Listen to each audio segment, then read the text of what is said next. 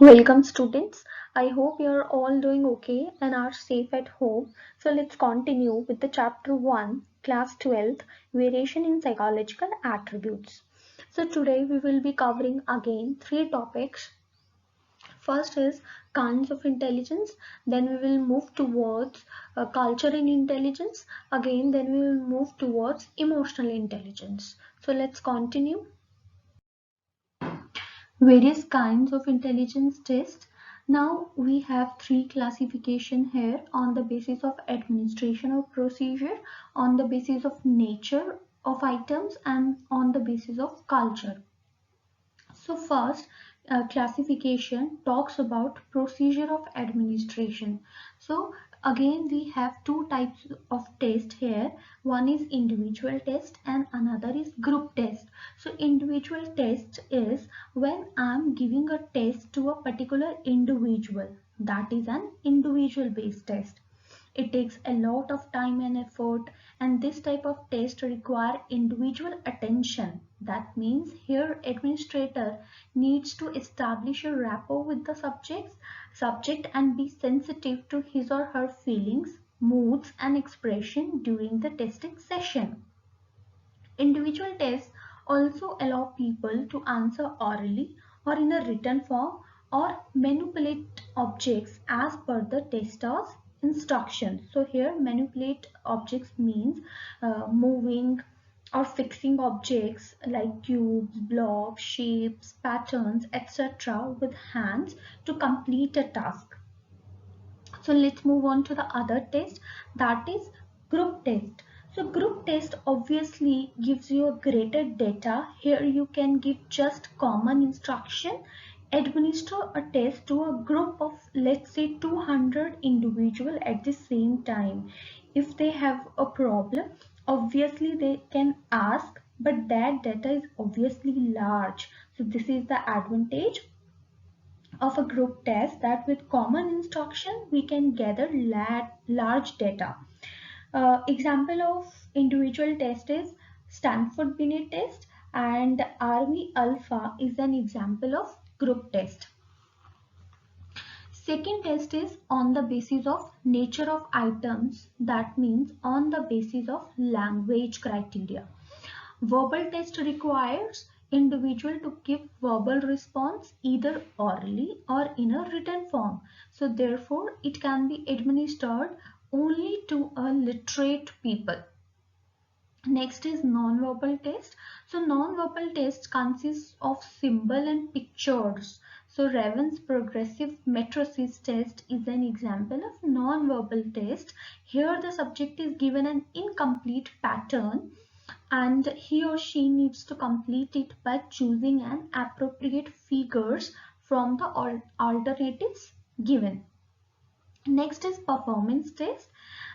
Performance test usually uses our muscles. In this test, individual perform activities generally by using hands like building blocks, moving objects or shapes, patterns, etc. Example is Coase block design test. It contains a number of wooden blocks and subject is asked to arrange the blocks within a time period to produce a design.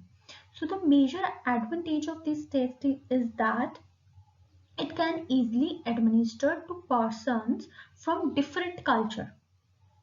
So next is on the basis of culture. So on the basis of culture, we have two types of test. First is culture fair test and another is culture biased test. So culture fair test is common across different culture. So most of the performance and non-verbal tests are free of influence of culture. So culture means a language, culture means the thoughts, the symbols. So the tests are culture fair, in which we can say language is not there. Culture biased test, when we have developed a test in a particular culture setting and used only for that setting. For instance, if a test that is made in America, so if I asked you from that test how many stars are there in the flag of USA, Now here obviously you cannot answer because in India you are not following that pattern. So it's a very culturally biased test. In that case, we have to use the if in any case if we have to use the same test developed in different culture, firstly we modify the test. That is, we adapt the test items and we follow the scores based on the settings in which we are using it.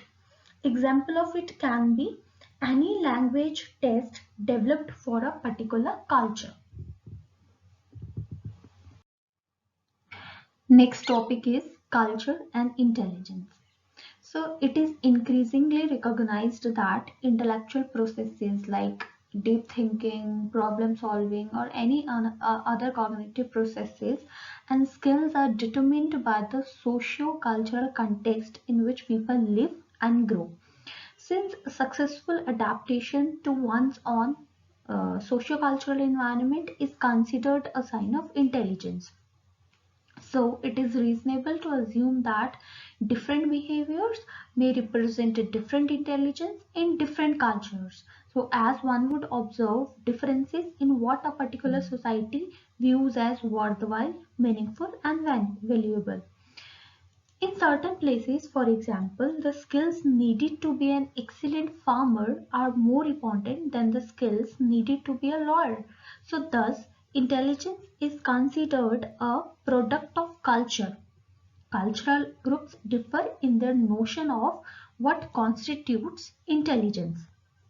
Now let's talk about Western culture. In case of Western culture, the salient feature of Western culture are urbanization, high use of technology and schooling. So it emphasizes the development of various factors in children like generalization, speed, minimal moves, no hands. So generalization means going beyond the information given.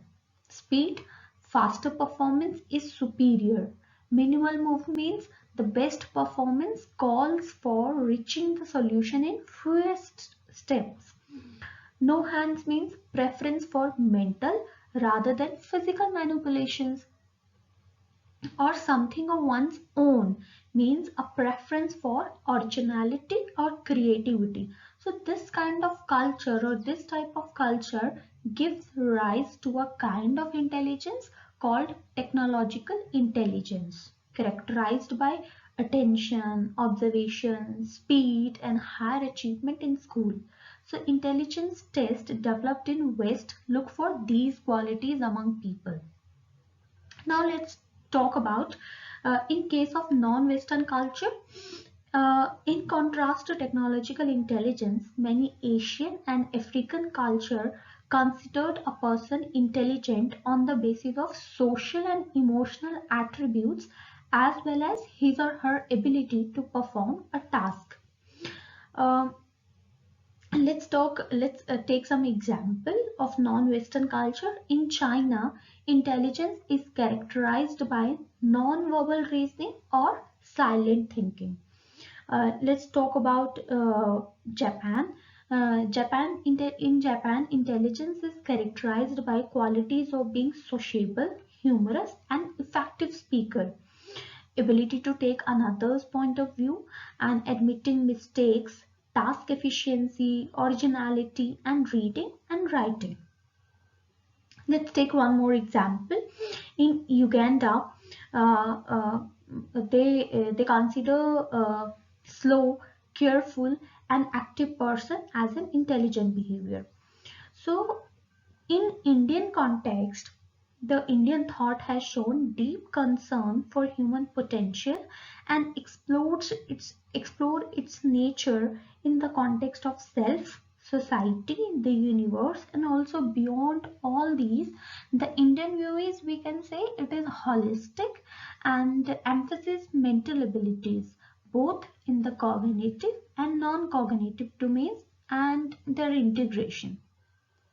So buddhi, often the word used to represent intelligence in Sanskrit. So buddhi means a knowledge of one's own self, conscience, will and desire, presence of mind, ready with and skill. So the notion of buddhi not only includes cognitive but also affective and motivational aspect of life. So according to J.P. Das, buddhi refers to waking up, noticing, recognizing, understanding and comprehending. So it includes things such as determination, mental efforts, and even feelings and opinions, in addition to such intellectual processes as knowledge, discrimination, and decision making. So, according to Indian view, an intelligent person shows the following four characteristics or competencies, we can say. First is cognitive competence, such as sensitivity to the context, comprehension, discrimination, all the cognitive processes. So like problem solving, decision making, effective communication. Second is social competence. Social competence means following social norms, service to elders, obedience, helping the needy, showing concern for the environment. Third is entrepreneur competence. Entrepreneurial competence such as hard work, commitment, vigilance, goal-directed behavior. Last is emotional competence such as control of emotions, honesty, politeness, realistic self-appraisal, good conduct. So thus, unlike the IQ notion of intelligence, the Indian view is not limited to the cognitive domain alone. Rather, it encompasses the social and emotional domain as well as task performance. So, the Indian concept is more inclusive, which emphasizes on the connectivity with the social and work environment. So, this type of intelligence is termed as integral intelligence. To summarize, the Western concept of intelligence is not valid in all the societies. In the West, the emphasis is on technological intelligence, which is characterized by generalization, speed of work, achievement, etc. On the other hand, in non-Western societies such as Asian and African, a person is considered intelligent more on the basis of social and emotional qualities than on the cognitive attributes alone. So in these societies, an intelligent person may not work at a high speed. He or she may be slow but careful, poor in verbal abilities but good at non-verbal reasoning abilities, cooperative or cooperates with group members, respectful and willing to share responsibilities. So Indian emotional competence together with the cognitive and activity related competence together. So, thus, it may not be appropriate to label people as intelligent or not intelligent in this culture on the basis of intelligence test developed in Western culture or countries. So, culture-specific definition of intelligence needs to be explored and appropriate measures needs to be developed. Once Aristotle said, anyone can become angry, that is easy, but to be angry with the right person to the right degree at the right time for the right purpose and in the right way, this is not easy. So, can emotions be intelligent? So, we have a new topic here, that is emotional intelligence, the feeling side of intelligence. Imagine a brilliant boy with excellent brain who excels in almost everything. But the boy is not very good with people. In fact, this is an understatement. First, he is arrogant, he is smart, he knows it, and he makes sure that you know it too. In addition, he is emotionally unstable. His moods swings wildly and quickly from one extreme to another. Even more important, he seems incapable of restraining his temper or his impulse.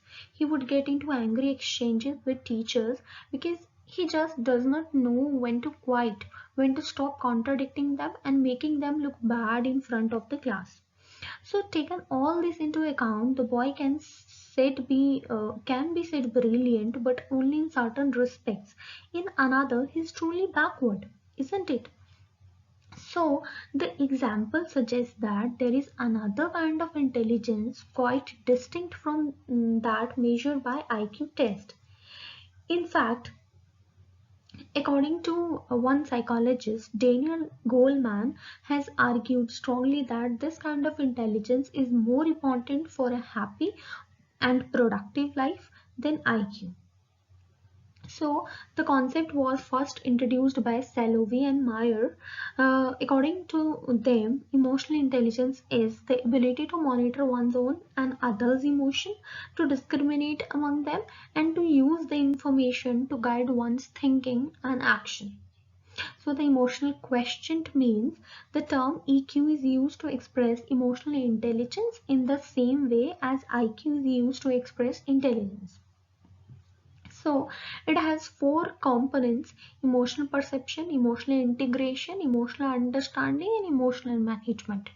So emotional understanding means knowing our own emotions, become aware of own emotions and thoughts and others' emotions too. So be expressive and showing one's feelings through body language, through facial expression and other cues. So and mostly we can use them to recognize others feeling. So emotional management means have you emotional management means have you ever lost your temper or cried when you didn't want to show such reactions? Have you ever done something to cheer yourself up when you feel anxious or depressed? If so, you are already aware of the fact that we often try to manage our emotions to regulate their nature, intensity, and expression. So doing so is very important both for our own mental health and from the point of view of interacting effectively with others. So for instance, consider persons who simply cannot control their temper.